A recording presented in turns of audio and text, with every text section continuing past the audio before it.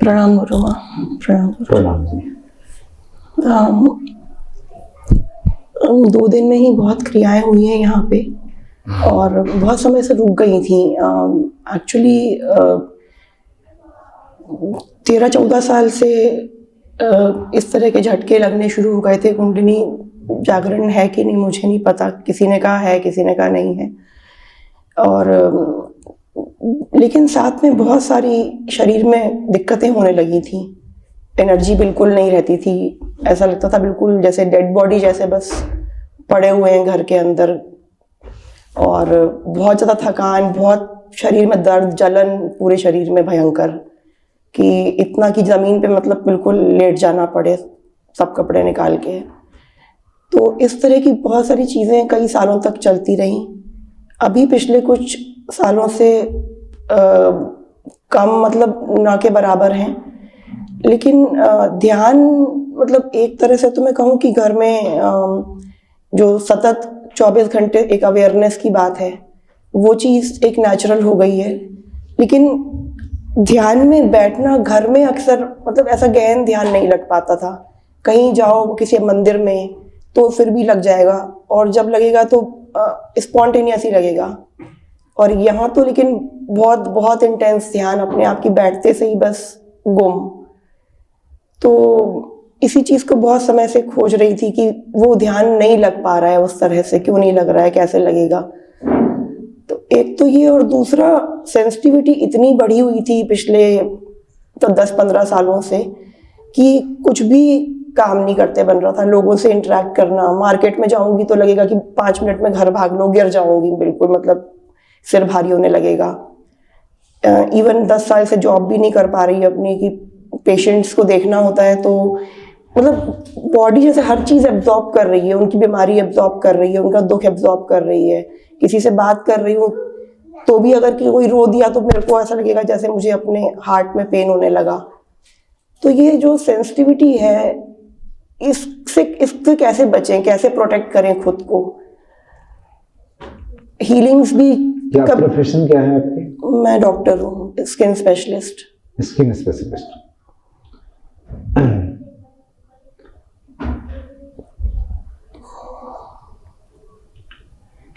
जितने लोगों के अंदर ये रोग व्याधियाँ जो होती है, ये सारे हमारे गहरे सूक्ष्म शरीर का देन है। सूक्ष्म शरीर के अंदर ये सारी चीज़ें पड़ी हुई रहती है। सूक्ष्म, हमारे सूक्ष्म जगत में पड़ी हुई रहती है। जैसे कहा जाता है, वैज्ञानिक भी कहते हैं, आजकल तो बहुत एडवांस हो चुका है हर चीज़ें। कोई भी बीमारी, चाहे मानसिक बीमारी हो, पहले तो मानसिक बीमारी ही आती है। इंस्टेंट जो बीमारियां शरीर में होती है वो तो 10% ही मान लो फूड पॉइजन की वजह से होती है। बाकी मानसिक बीमारियां जो होती है वो लंबा प्रोसेस है, इमीडिएट नहीं होता है बॉडी में मैनिफेस्ट।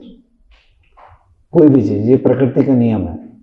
इंस्टेंट कभी बहुत ज़्यादा तेल मसाला खा लिया, घी खा लिया तो इंस्टेंट वो आपका 10% बीमारियां होती है। क्विक रिएक्शन किया, डिसेंट्री हो गया, इस तरीके के। लेकिन आप जो कह रही है, इस तरह जलन आना, तीव्रता आना, आवेग आना, बर्दाश्त नहीं करना, कुछ यहाँ जाना, वहाँ से भाग जाना, जमीन पे लेट जाना, इस प्रकार की जो बेचैनी जो होती है शरीर में, एक जगह शांति से ना बैठना, थोड़ा सा ये करना, फिर वहाँ से ये करना, ये सारे हमारे सूक्ष्म शरीरों में इनकी इंप्रेशंस रहती है। जैसे मैं कहता हूँ ना, चित्त में ही हर संस्कार, हर चीज़ें वहाँ पे संग्रहित रहती है। यहाँ तक कि जो संस्कार जो चित्त में संग्रहित है, वही संस्कार वासना बनता है, वही वासना फिर विचारों में प्रवाहित होता है। नहीं तो आपके अंदर उस प्रकार की वासनाएं क्यों आएगी, और दूसरे के अंदर दूसरी प्रकार की वासनाएं क्यों आएंगी। इसी प्रकार के हमारे अंदर में ईर्ष्या हो, जलन हो, रोग हो, व्याधि हो, वो सारे हमारे गहरे तल भीतर इकट्ठे रहते हैं। अब वो आते भी कैसे हैं? एक तो हम विरासत में लेके आते हैं, एक यहाँ से हम इकट्ठा कर लेते हैं। कैसे करते हैं? तो पहले हमारा हर गुरु हो, एक जीव हो, सबका एनर्जी फील्ड होता है। यहाँ तक कि एक जो हम कुत्ता कहते हैं वो भी जीव, उसका भी अपना एनर्जी फील्ड होता है, उसका भी एक अपना एनर्जी फील्ड होता है, जिसको ऑरा कहते हैं लोग, एक वाइब्स कहते हैं, वो होता है। तो कोई भी बीमारी पहले उसकी एनर्जी फील्ड में एंटर करती है, उसके ऑरा में फील्ड करती है, ऑरा में आएगी, वो बार बार रहेगी। अगर कोई आई और आपकी ऑरा उससे ज़्यादा स्ट्रोंग है जो एंटर कर रही है, तो वो तो पीछे चली जाएगी। जैसे स्थूल जगत में भी दो चीज़ें स्पीड में आ रही है, जो जिस पे भारी पड़ेगा वो ब्रेक कर देगा। एक्सीडेंट भी होता है तो ऐसे ही होता है, एक गाड़ी एक मोटर बाइक को मारेगा तो मोटर बाइक उड़ जाएगा। इसी तरह से स्ट्रॉन्ग ऑरास सामने वाली जो इस प्रकार की चीज़ें आती है उसको दूर कर सकता है। लेकिन सब निद्रा में है और ऑरा में आती है, और कुछ महीनों तक, कुछ सालों तक उनके ऑरा में ही अपने सूक्ष्म रूप से सारी बीमारियाँ, मतलब सूक्ष्म जगत में सोचो कि जैसे अभी इंसान बैठा हुआ है, वो सारी बीमारियाँ सूक्ष्म जगत में एनर्जी लेवल में स्पंदित होती है, आपके आगे पीछे चलती है, घूमती है।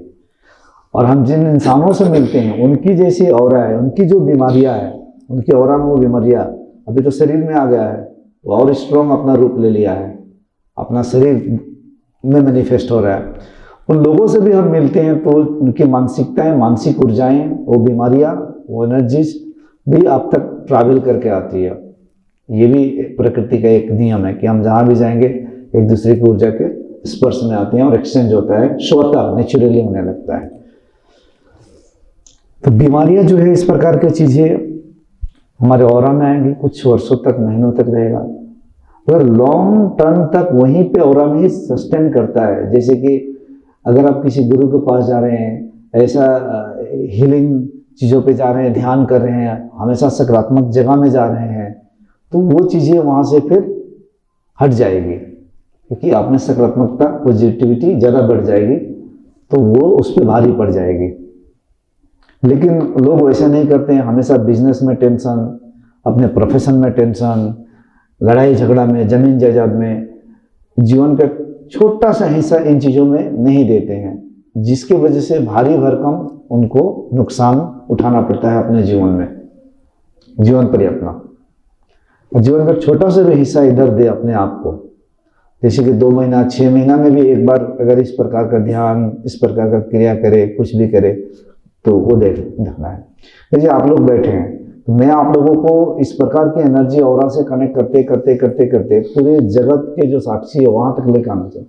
लेकिन आप ऐसे गुरु के पास में जाएंगे जिनका ऑरा एक सिर्फ संप्रदाय के लिए है, तो संप्रदाय के ऑरा और विचार ही आपके अंदर में प्रोवाइड कर देंगे, और उसी संप्रदाय के लिए आप मर मिटने के लिए तैयार हो जाओगे। फिर वो भी एक प्रकार के ऑरा और एनर्जी ही है।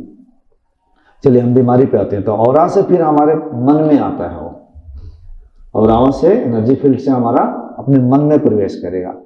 अब वो मन में वो चीज़ें मैनिफेस्ट होगा, किस रूप में? कोई ईर्ष्या में, द्वेष में, राग में, नेगेटिविटी में, टेंशन में, डिप्रेशन में, गुस्सा में, लोभ में, इस प्रकार की तमाम चीज़ें, जलन, इस प्रकार के जो चीज़ें आपकी, जो ऊर्जाएं आपके अंदर की शांति को भंग करे, वो सारे नकारात्मक ऊर्जाएं हैं।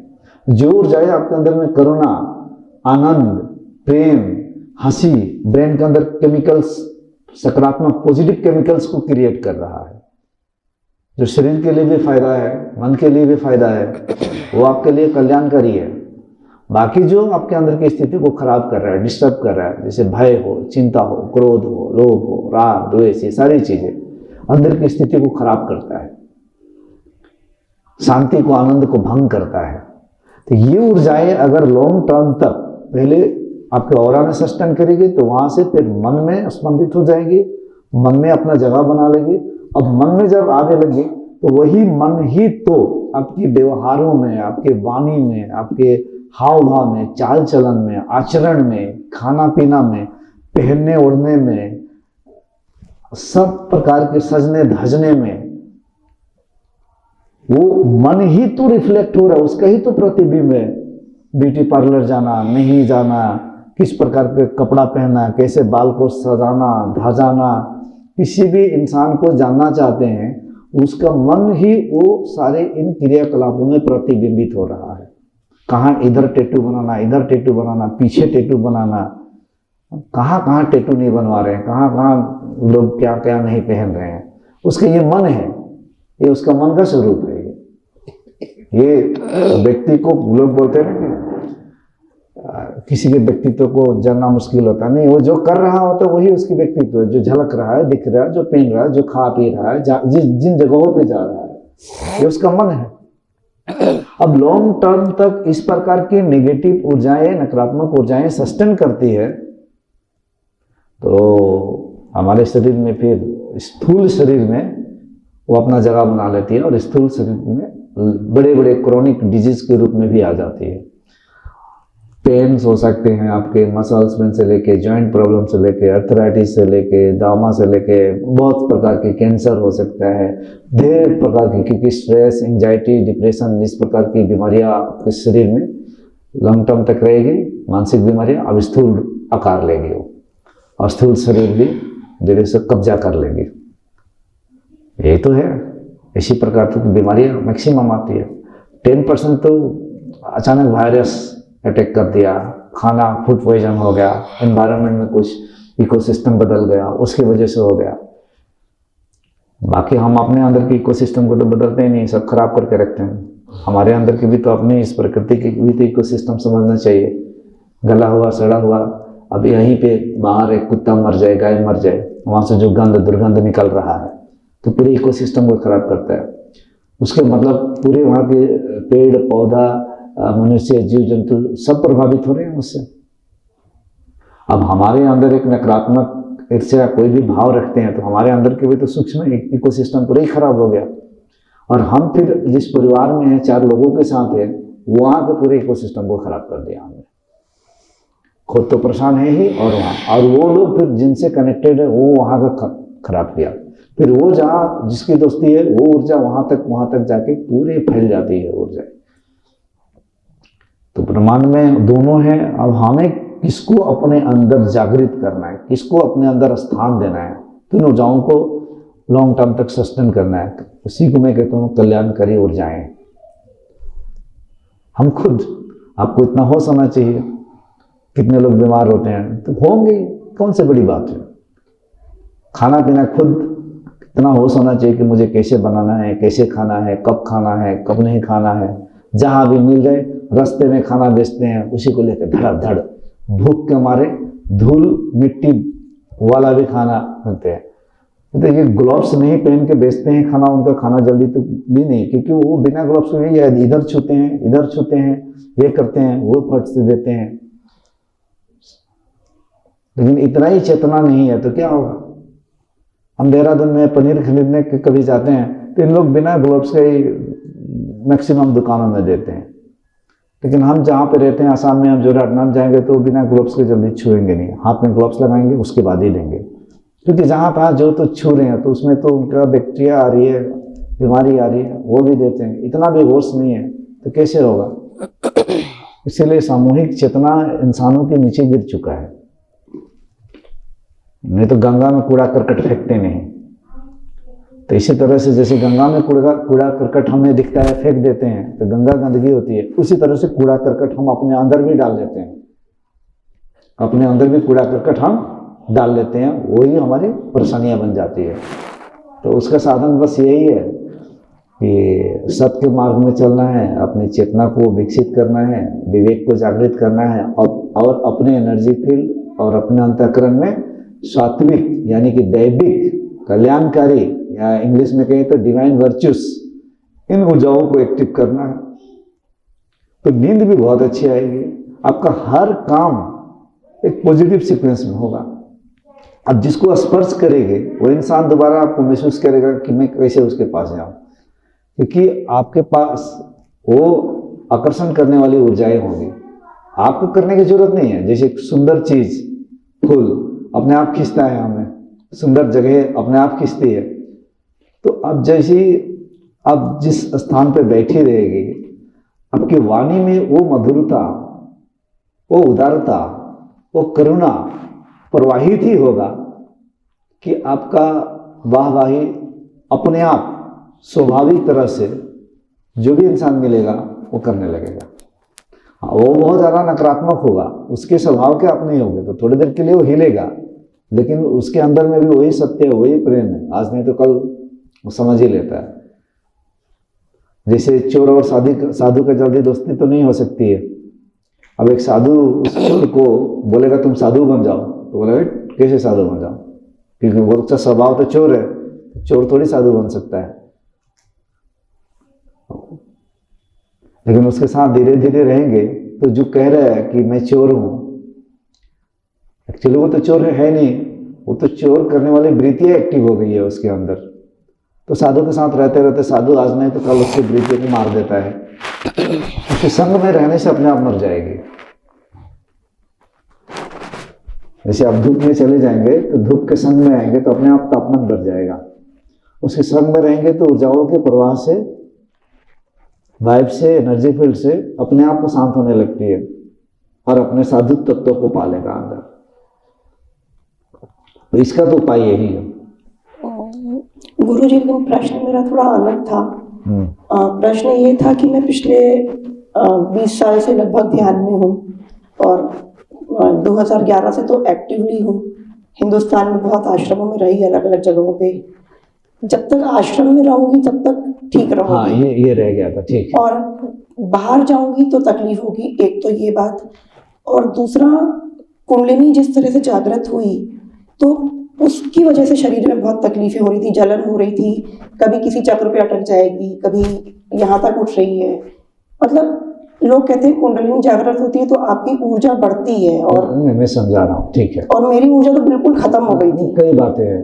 देखिए, पहली बात इसको क्लियर करते हैं कि घर पे मैं ध्यान करती हूँ तो उतना गहरे तल पे नहीं होता है, लेकिन कोई मंदिर में जाए या ऐसी जगहों पे जाए तो ध्यान गहरा घटित होता है, घर पे नहीं होता है।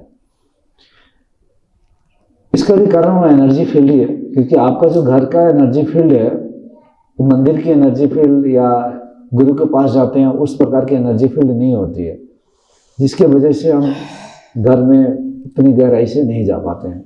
लेकिन आपके घर में अगर 5 लोग उस प्रकार के चले जाए और एक साथ एक संग करे ध्यान, तो घर पे भी घटित हो जाएगा, क्योंकि वहाँ उनकी तरंग से, उनकी ऑरा से, उनकी एनर्जी से आपके घर के अंदर जो ऊर्जाएं एक्टिव है वो वहाँ से दूर हट जाएगी, उनकी वाइब्रेशन से, उनके उच्चारण से, और वहीं पे आपको अंदर जा सकती हो आप। तो ये एनर्जी फील्ड का ही कारण होता है। और ये बहुत अच्छा प्रश्न किया है कुंडलिनी वाला, ये बहुत अच्छा प्रश्न है कि कुंडलिनी जागरण के बाद मेरा, अगर आपने कभी भी वीडियो देखी होती तो ये प्रश्न पूछी नहीं होती। अक्सर लोग तो वीडियो 1-2 ही देखकर यहाँ आ जाते हैं। जो पूरे वीडियो को दिल से देखते हैं उनका तो काम घर से ही शुरू हो जाता है। शुरू से ही काम, शुरू से ही कि कुंडलिनी जागरण के बाद ये भूल जाओ कि तुम्हारे पास बहुत एनर्जी आएगी, बहुत पावर आएगी, बहुत ऐसा होगा। ये भी कहता हूँ कि कुंडलिनी जागरण के बाद, इस सेशन में भी कहा कि it takes you sometimes to pleasureful experiences and sometimes to painful experiences, क्योंकि इसके काम ही है कि अंदर में पड़े हुए जितना विष है, जितनी गंदगी है अब एक्टिव हुई है, उसको एकदम फोर्स के साथ निकालेगी। अब कभी कभी आपको जिंदगी में एकदम नीचे गिरा देगी, कभी शरीर में जान नहीं रहेगा। आपको भी ये महसूस हुआ होगा पहली बार जब आई थी तो शरीर में शक्ति नहीं रहता है, काम करने का मन नहीं करता है, गिर जाते हैं, हिल जाते हैं, कभी ऊर्जा आ जाएगी, कभी खत्म हो जाएगा, कभी भूख बहुत ज़्यादा लगेगी, कभी भूख भी नहीं लगेगी, कभी बिल्कुल बेकार लगता है ये जीवन। ऐसा लगता है कुंडलिनी क्यों जागृत हो गई, पहले ही ठीक था, पहले थोड़े एनर्जेटिक, थोड़े बाद में, अभी तो ये, क्योंकि शरीर लोड नहीं ले पाता है। फिर जीवन में कई नकारात्मक घटनाएं बड़ी तेजी से आने लगती है, चारों ओर से बीमारियां भी आने लगती है, यहां तक कि चित्त में जो वृत्तियां पड़ी है वो सब विस्फोट होती है। जिसके अंदर में काम वासना ज्यादा है, कुंडलिनी जागरण के बाद पूर्णिमा के समय में उनके अंदर काम वासना भी विस्फोट होगी बहुत ज्यादा। ना चाह करके उनके अंदर में काम वासना ज्यादा आ जाएगा, सेक्सुअल एनर्जी इतनी हाई हो जाता है कि वो आउट ऑफ कंट्रोल हो जाता है उनके। लेकिन लोग क्या कहते हैं, कुंडलिनी तो दिव्य शक्ति है, ये आने से तो ऐसा ऐसा होगा। नहीं, ये सब होता है, ये प्रैक्टिकल बात बता रहा हूँ आपको। वो ठीक कह रही है, वो ऐसे ही होता है। बहुत लोगों का अंदर यही ऐसे ही होता है। बहुत ऐसे कम साधक है कि जिनके अंदर कुंडलिनी भी जागृत थी और इन चीजों को फेस नहीं करते हैं। वो क्या कौन से साधक हो सकते हैं, उसको भी हम समझ लेते हैं। जो पहले से ही इतनी योगा, ध्यान, भक्ति, समर्पण करके आए हैं, जो कि चित्त को लगभग 99% शुद्ध कर चुके हैं, बिल्कुल स्थिर रहते हैं, शुद्ध करते हैं। उनकी अचानक से कुंडलिनी शक्ति जागृत हुई तो संभावना होता है ऐसे लोगों की तो जागरण में और समाधि में भी चले जाते हैं, क्योंकि उनकी कोई वृत्ति रही नहीं, एक ही वृत्ति बची हुई है कुछ, तो विस्फोट हो जाते हैं अलग। ये 1, 2, 3 महीना, 6 महीने के अंदर बहुत जल्दी सहज स्थिति में आ जाते हैं। लेकिन इनके भी शरीर हिल जाता है, ऐसा नहीं कि नहीं हिलता है, मतलब उठने को भी मन नहीं करेगा, चलने को भी मन नहीं करता है, क्योंकि शरीर लोड नहीं ले पाता उस ऊर्जा को। जब वो अग्नि रूपी ऊर्जा जब जागृत हुई तो मैल को दूर करने में लगती है। इसीलिए मैं कहता हूं कि जब तक वो सारा साफ ना हो जाए, अंतःकरण शुद्ध ना हो जाए, साफ ना हो जाए, तब तक गुरु के मार्गदर्शन में रहना चाहिए। खुद को चेक करो, गुरु के कहने को भी मत मानो। जब तक वो साफ जब हो जाएगी, पूरी तरह से परम शांत हो जाएंगे, कोई वृत्तियां नहीं रही जो आपको परेशान करती है अंदर से,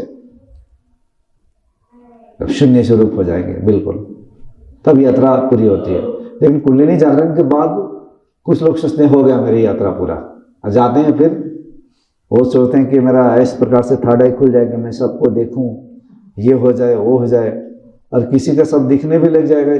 एक दिन में वो पागल हो जाएगा, एक दिन में पागल हो जाएगा, ये याद रखना। बिस्तर पे जाएगा, अपने माँ बाप को ही पहले देखेगा तो पहले ही तो माँ बाप ही दुश्मन बन जाएंगे। वो मेरे माँ बाप के अंदर ऐसे ऐसे चित्त वृत्ति है, ये सोच रहे, मेरे पापा ऐसे सोच रहे, मेरी मम्मी के अंदर ये है, मेरे बहन के अंदर ये है वो है। माँ बाप भी बाथरूम टॉयलेट में जाएंगे, वो सब भी दिखेगा, आस पड़ोसी भी बाथरूम टॉयलेट में जाए वो भी दिखेगा, कौन बिस्तर पे क्या कर रहा है वो सब दिखेगा, पागल हो जाएगा। उसको पागल होने में थोड़ा भी देर नहीं लगेगा।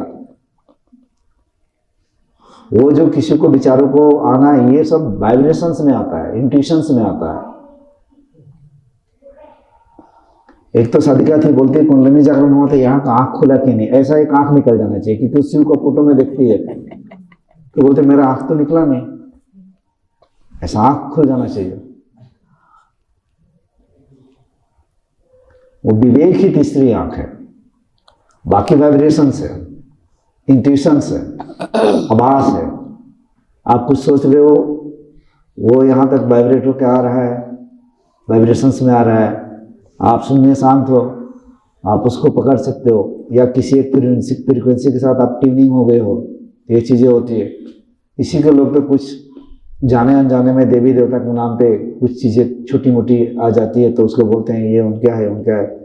वो बस एक दिमाग में उनको लगता है कि वो देवता के नाम से हो रहा है, क्योंकि वो देवता के नाम से ही उस विचार को स्थापित किए हैं। तो ब्रह्मांड तो हर चीज़ ट्रांसमिट कर रहा है, हर ज्ञान को ट्रांसमिट कर रहा है।